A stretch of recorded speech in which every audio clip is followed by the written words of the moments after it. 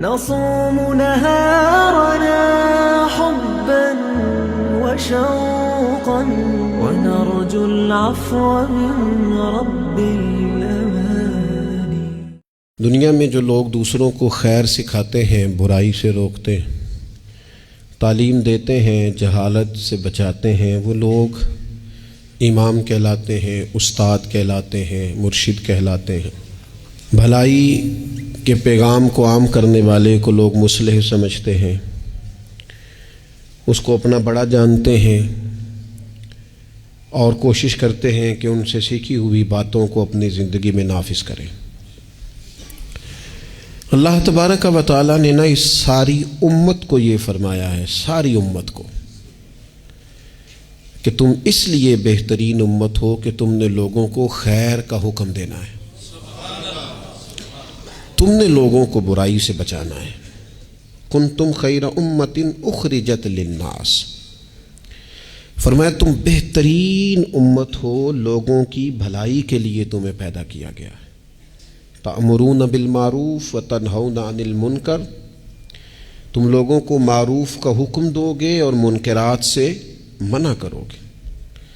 اس امت نے، پوری امت نے پیشوائی کرنی ہے پوری دنیا میں، جہاں بھی کفر ہے، شرک ہے، جہاں بھی اسلام سے دور لوگ عقائد لے کے بستے ہیں، ان سب لوگوں تک پیغام حق پہنچانا ہے، ان کی ذہن سازی کرنا، ان کو یہ بتانا کہ سچا اور کھرا دین دین اسلام ہے، ان کو یہ بتلانا کہ ہماری بھلائی، ہماری نجات اللہ کو ماننے میں ہے اور رسول کریم علیہ السلام کے دروازے کی گدائی میں ہے۔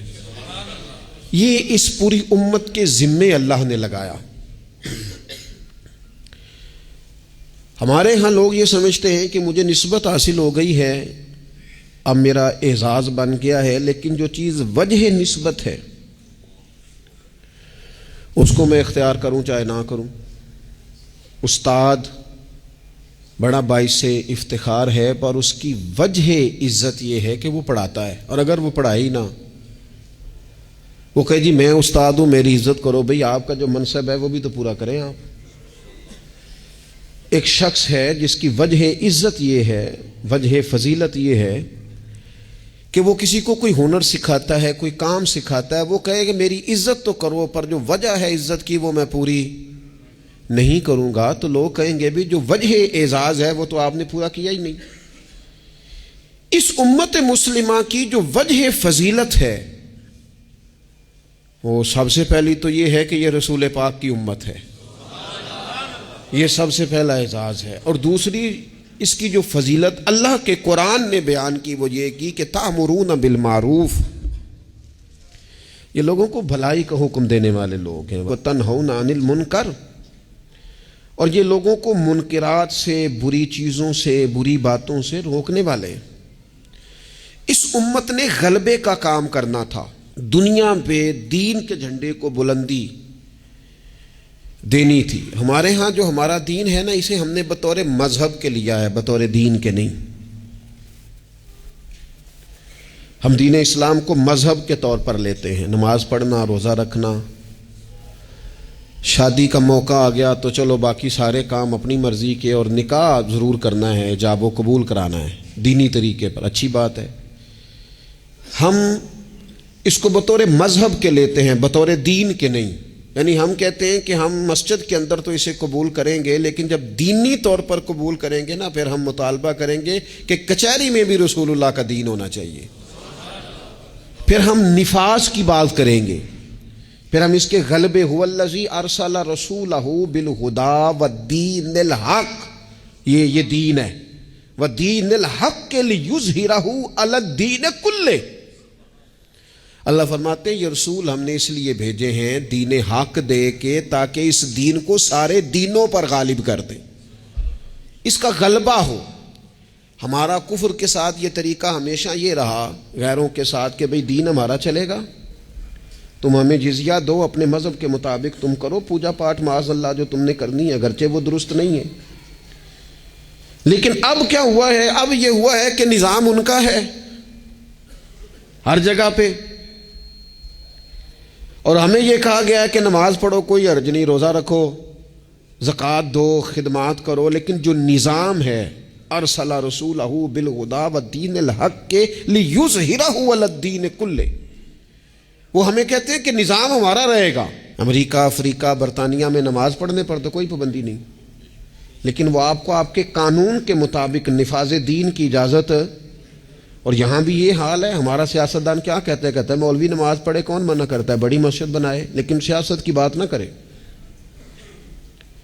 وہ غلبے کی بات نہ کرے، وہ اسمبلی میں دین کی بات نہ کرے۔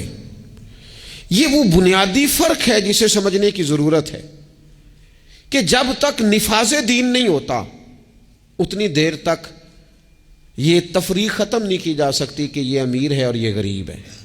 اتنی دیر تک یعنی آپ تک نماز تو آئے گی اگر آپ بطور مذہب دین کو لیں گے، لیکن انصاف نہیں آئے گا۔ انصاف گھر میں تب آئے گا جب دین نافذ ہوگا۔ غریب کو اس کی داد رسی اس وقت ہوگی جب کچہری میں اور جب پارلیمنٹ میں دین آئے گا۔ یہ ضروریات زندگی کی تب پوری ہوں گی، ورنہ ٹھیک ہے غریب کی مدد ہو رہی ہے، مسکین سے تعاون ہو رہا ہے اپنے لب و لہج، تو دین کے لیے جد و جہد کرنا، دین کے نفاذ کی کوشش کرنا، سب سے پہلا مسئلہ تو یہ ہے دین کیسے نافذ ہو۔ سب سے پہلا مسئلہ تو یہ ہے کہ ہمارے اندر وہ خاص شعور ہی نہیں کہ مذہب کو نافذ ہونا چاہیے، کیونکہ اپنی اپنی دکانداری، اپنا اپنا نظام، اپنا اپنا حساب، اپنے اپنے طریقے سے سب لوگ لے کے چل رہے ہیں۔ وہ ایک نظام کے جھنڈے کے تلے آنے کو تیار۔ سب سے پہلی بات تو یہ ہے کہ ہمارے اندر دینی شعور پیدا ہو، ہم پسند کریں اس بات کو کہ اگر نبی پاک نے سادہ کھانا پسند کیا تو ہمیں بھی سادہ پسند ہے۔ ہم پسند کریں اس بات کو کہ اگر حضور نے فرمایا ہے کہ سادی بارات جائے گی، تھوڑے سے لوگ ہوں گے، نکاح آسان ہوگا، وہ برکت والا ہوگا، تو ہمارا یعنی وہ جو ہمارے اندر چیز پنپتی ہے نا کہ میں مطلب چاہ کرنا ہے میرے منڈے دا بیاہ ہے، وہ پنپے نہ، وہ خواہش نہ پیدا ہو۔ سب سے پہلی بات تو یہ ہے ہم کہیں یار میں اسی طرح بیٹی کا بیاہ کروں گا جس طرح مدینے والے نے سیدہ فاطمہ کا کیا ہے، ہم اسی طرح نکاح کو رواج دیں گے جس نکاح کا رواج نبی پاک نے مولا علی شیر خدا کے لیے پسند فرمایا ہے۔ یہ جب پہلی بات تو یہاں اپنے آپ کو کھڑا کرنا بڑا ضروری ہے، یہاں نہیں کھڑا کر پاتے۔ اگر پیسے ہاتھ نہیں آئے تو چلو ٹھیک ہے ہم سادے ہو گئے، اگر آ گئے تو یاد رکھو فقیری میں فقیری کرنا کوئی کمال نہیں، کرنی پڑتی ہے، مجبوری ہوتی ہے۔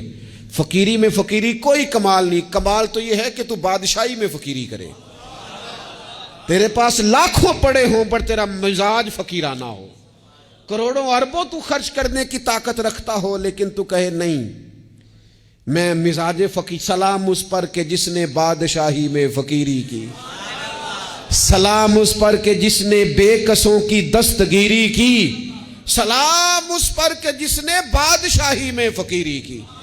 نبی پاک علیہ السلام نے بادشاہی میں فقیری کی، حضرت ابو بکر نے بادشاہی میں فقیری کی، حضرت سیدنا عمر فاروق نے بادشاہی میں فقیری کی، کروڑوں خرچ کرنے والے عثمان غنی، لیکن سیدنا عثمان غنی کی شان یہ ہے کہ جب خطبہ دینے کے لیے منبر پہ بیٹھتے ہیں تو کرتے پہ بھی پیوند ہیں اور ان کی تہمت پر بھی پیوند ہیں اور ان کی پگڑی بھی پرانی ہے۔ تو لوگوں نے کہا یہ کیا ہے؟ تو کہا یہ وہی ہے جو ہمیں مدینے والے رسول نے سکھایا ہے، وہ خرچ کرنا ہے دوسروں پر، وہ سارے کا سارا اپنے اوپر اعلیٰ آسائشیں حاصل کرنا اور پتہ نہیں کہاں سے کہاں نکل جانا۔ حضرت مولا علی شیر خدا امیر المومنین ہیں، لیکن کوفے کی جامع مسجد کے باہر کھڑے ہو کے کہتے ہیں میری زرہ خرید لو، تامت زیادہ پرانی ہو گئی، اب تو پیوند کی جگہ بھی نہیں رہی، اگر پیسے ہوتے تو میں زرہ نہ بیچتا۔ یہ بادشاہی میں فقیری ہے۔ یہ کون ہے؟ یہ علی کون ہے؟ یہ حسنین کون ہے؟ یہ دنیا کے باغ کے مالک نہیں، یہ تو جنت کے مالک لوگ ہیں، لیکن بادشاہی میں فقیری ہے۔ ایک تو یہ ماحول بنائیں کہ دین کو بطور دین قبول کریں، جس کو تجارت نہ بنائیں کہ میں نفل پڑھوں گا تو میرا کام صحیح چلے گا تو میں فلانا کام کروں گا۔ عبادت کو عبادت رہنے دیں، اگرچہ تسبیحات گننا جائز ہے لیکن ہر وقت اپنی نیکیاں گنتے ہی رہنا اور کانوں میں بتا دینا کہ آج میں 4,500 پڑھے ہیں، یہ بھی ٹھیک۔ زاہدوں نے یہ عجب کام کیا، اب بس ہے نا کہ تسبیح کے دانوں سے جو کام لیا، چاہیے تھا نا کہ بے شمار پکارتے تجھ کو. اور یہ بھی کوئی بات ہے گن گن کے تیرا نام لیا؟ گن گن کے تیرا نام لیا. وہ جو دیتا ہے وہ بھی کبھی گنا ہے، لیکن اس کا نام بھی لینا تو پہلے گن لینا. یہ کیا بات ہوئی؟ میں نے کہا گننا جائز ہے، لیکن اس گننے میں اپنے آپ کی بڑھوتری بیان کرنا کہ میں بڑی شے ہوں، میں نے اتنا پڑھا، یہ درست نہیں ہے. تو میرے عزیز، ایک تو دین کو نافذ کریں، اپنی طبیعت جی دین جو کہتا ہے نا. خواجہ صاحب نے خط لکھے ہیں کچھ 8 خط میں نے خواجہ صاحب کے پڑھے ہیں جو خواجہ قطب الدین بختیار کاکی کے نام ہے. ان خطوں میں نا ایک خط خواجہ صاحب نے اس طرح لکھا ہے اپنے مرید کو، کہتے ہیں خواجہ قطب الدین صاحب کو، کہتے ہیں پتر درویش کی مرضی کوئی نہیں ہوتی. درویش کی مرضی ساڑی تے ہے وے نا، چونکہ اسی درویش نہیں نا، ساڑی تے ہے نا. سویرے ناشتہ مرضی دا، دوپہر کو کھانا مرضی کا، آنا تو مرضی کا، جانا تو، پہننا تو مرضی کا. اور میرے صاحب کے پاس ایک شخص نے آ کے کہا حضور جو میں چاہتا ہوں وہ ہوتا نہیں. تو حضرت صاحب فرمانے لگے یہ تو خدائی دعویٰ ہے، جو چاہے ہو جائے یہ تو اللہ کی شان ہے. اتنی بڑی بات تو نے کر دی کہ جو چاہتا ہوں ہوتا نہیں، یہ تو رب کی شان ہے کہ رب جو چاہتا ہے وہ، تو بندہ ہے، تو اتنی بڑی بات کیوں کر رہا ہے. خواجہ معین الدین چشتی رحمۃ اللہ علیہ خواجہ قطب صاحب کو خط لکھتے ہیں اور فرماتے ہیں پتر درویش کی مرضی نہیں ہوتی. حضور کیا مانا؟ تو فرمانے لگے درویش کی وہی مرضی ہوتی ہے جو اس کے رب کی مرضی ہوتی ہے.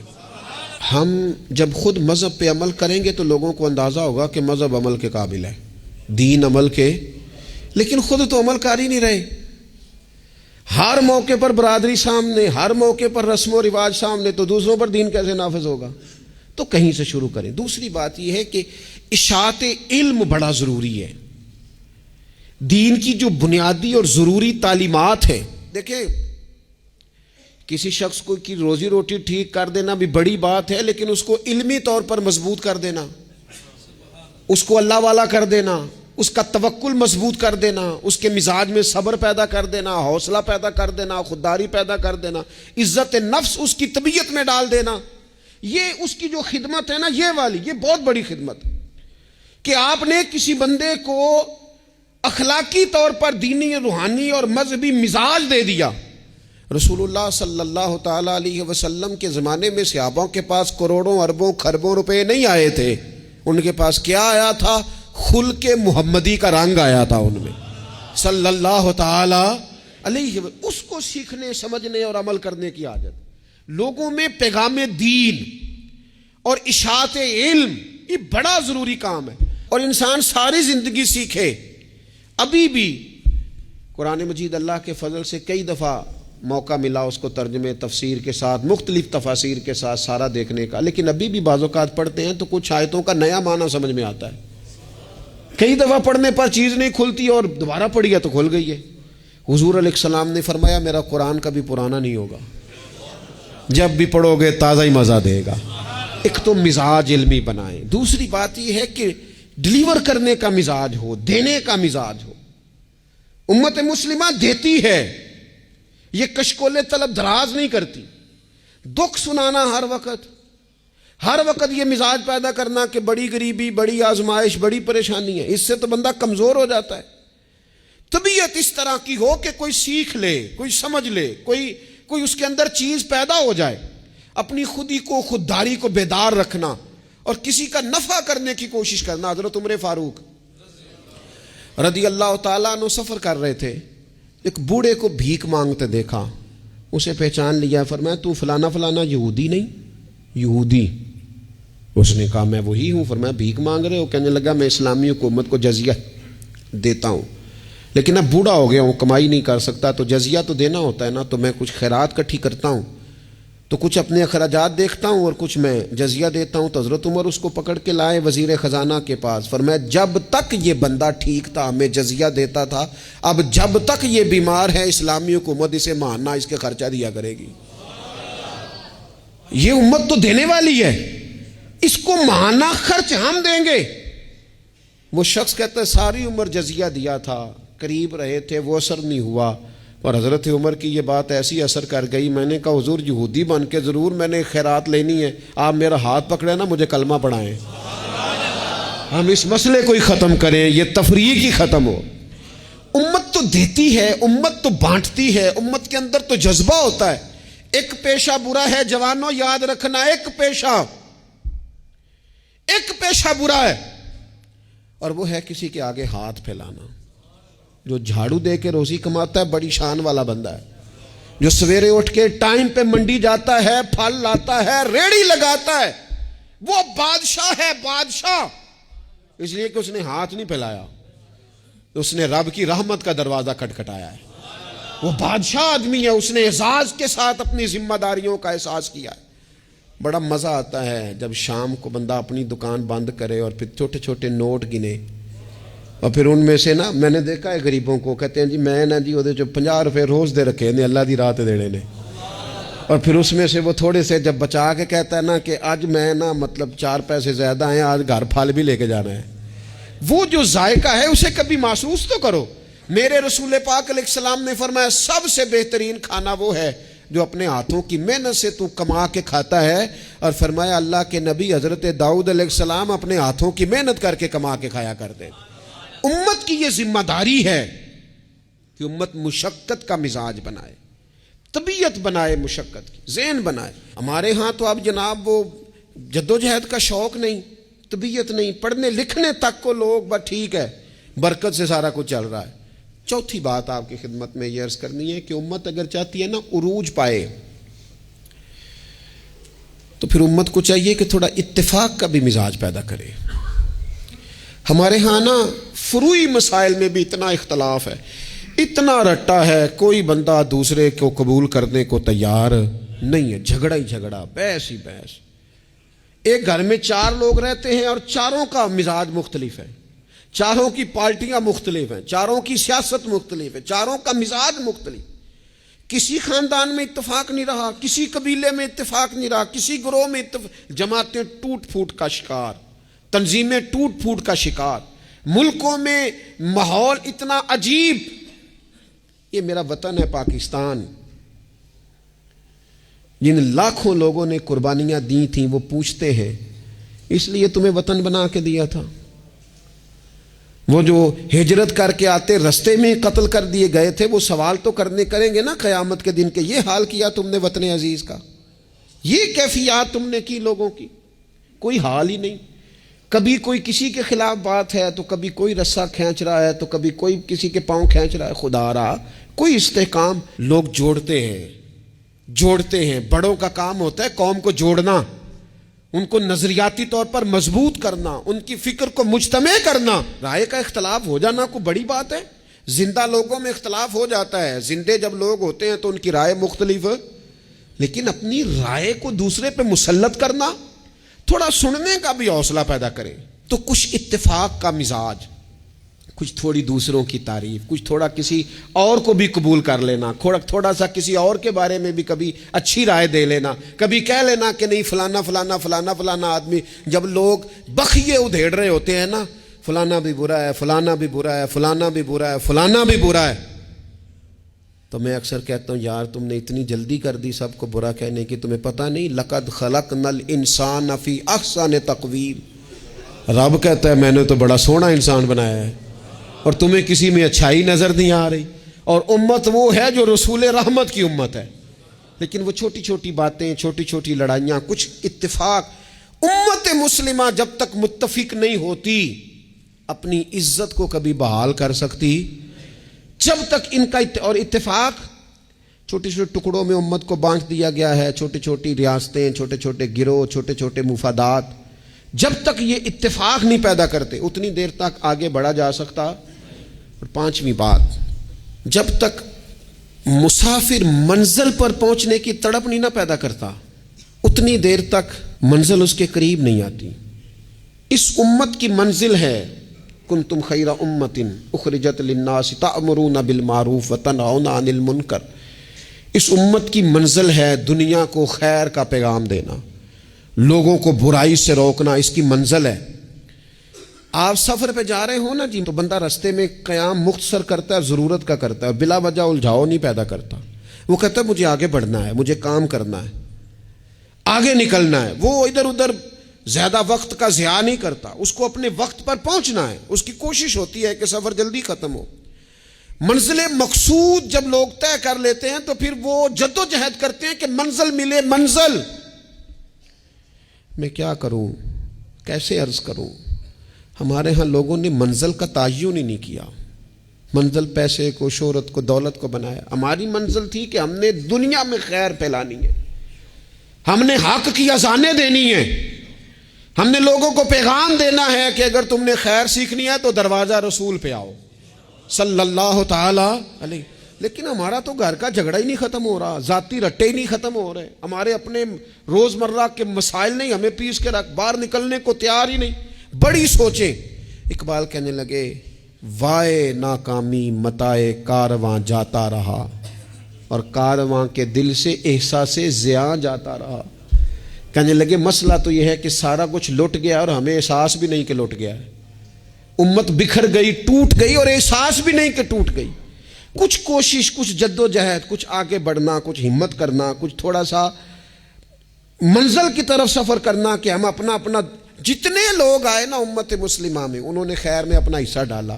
حضرت صدیق اکبر، فاروق اعظم، عثمان غنی، مولا علی، سعد بن ابی وقاص، حضرت ابو عبیدہ بن جراح، جناب معاذ بن جبل، حسنین، کریمین، آگے آئیے حضرت عمر بن عبدالعزیز، امام بخاری، امام مسلم، امام ترمذی، امام اعظم، امام احمد بن حنبل، امام شافعی، اعلیٰ حضرت بریلوی۔ آپ دیکھیں لوگ اپنے اپنے دور میں اپنا حصہ ڈالا، وہ دین کا پیغام دور کے تقاضوں کے مطابق سناتے گئے۔ اگر وہ پیغام بغداد آیا تو غوث پاک نے ممبر سجا لیا، اگر وہ پیغام اجمیر آیا تو خواجہ معین الدین نے ممبر سجا لیا، اگر وہ پیغام پاک پتن آیا تو بابا فرید ممبر پہ بیٹھ گئے، دنیا کو اللہ اللہ سکھا دی۔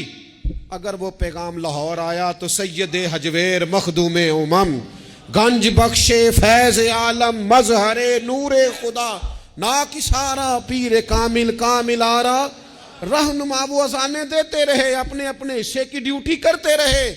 اب میری اور آپ کی باری آئی، سو کے وقت نہ گزار دینا، دیکھنا سوتے سوتے اسرائیل نہ آ جائیں، دیکھنا کھانے پینے کے سفر میں ہی زندگی تمام نہ ہو جائے، دیکھ لینا پروگرام بناتے بناتے ہی سانسیں ٹوٹ نہ جائیں۔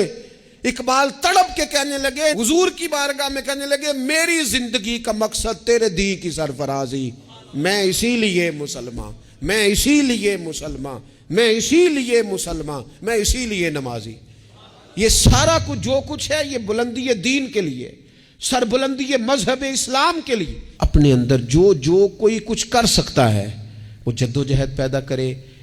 سب سے پہلی بات تو یہ عرض کی ہے کہ اپنے اندر دین کا شعور پیدار کریں، علم دین کا مزاج بنائیں، بادشاہی میں فقیری کی طبیعت پیدا کریں، امت کو جوڑنے کی بات کریں، کم از کم فروعی اختلافات کو تو چھوڑیں۔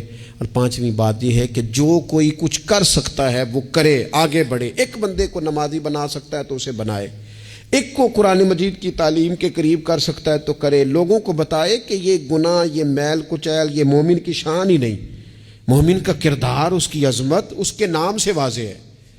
وہ حضور والے جو ہیں وہ تو لفظ سے واضح ہے کہ یہ کون لوگ ہیں۔ میری زندگی کا مقصد تیرے دین کی سرفرازی، میں اسی لیے مسلمان، میں اسی لیے نمازی، وما علینا الا البلاغ المبین۔